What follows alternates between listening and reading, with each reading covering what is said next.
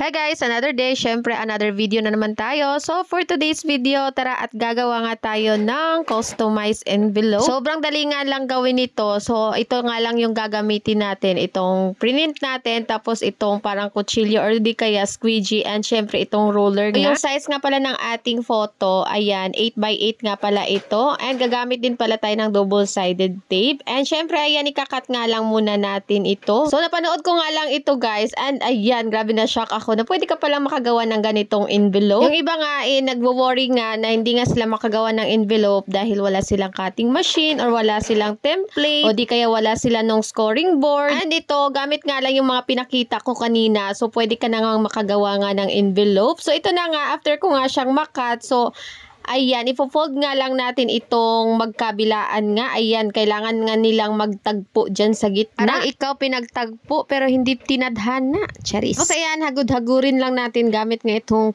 mini kutsilyo natin. After nun, ayan, ilalagay nga lang natin itong roller dito. And ayan, ipo-fold nga lang natin siya. So, kung nahihingayan nga kayo sa boses ko, ayan, i-off nyo na lang yung, yung volume. So, ito na nga guys, after natin ma-fold yung sa taas, ipo-fold naman natin itong sa ilalim, pero hanggang dyan lang kung saan nga natin finold yung sa taas. Tapos, ayan, hagod-hagurin natin ulit. And, kuha tayo ulit ng ruler. So, kung marunong ka nga, expert ka sa tansyahan, pwede na kahit walang ruler. And, ipo-fold lang natin ito. And, ayan, i-fold natin paloob para maging ganito na nga yung itsura niya. Tapos, ayan, hagod-hagod ulit. And, ganito na nga yung magiging itsura niya. O, diba? Ang galing at apakabongga. Char. And after nga natin siya mahagod-hagod, so ayan, gagamit nga tayo ng double-sided tape. So naglagay lang ako dito sa baba.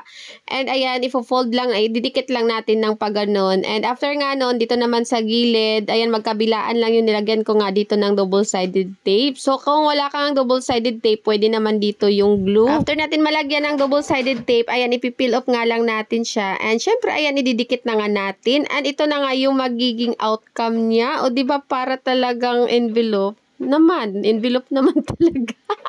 Ito nga, kinorner punch ko nga lang para naman hindi nga matulis itong ano natin. O, diba? Pakabongga. So, yung gamit ko nga dito na paper is yung 115 GSM nga na photo paper. Kahit bond paper naman, pwede din gamitin sa paggawa nga ng envelope. So, yung 8x8 na paper natin kanina, so, ganitong sukat nga ng envelope yung mabubuo niya. So, 5.5 yung width and 4 naman yung height. And, ayan, pwede ka na din makapag-offer ng mga envelope. So, yun lang muna for today's video. Bye-bye!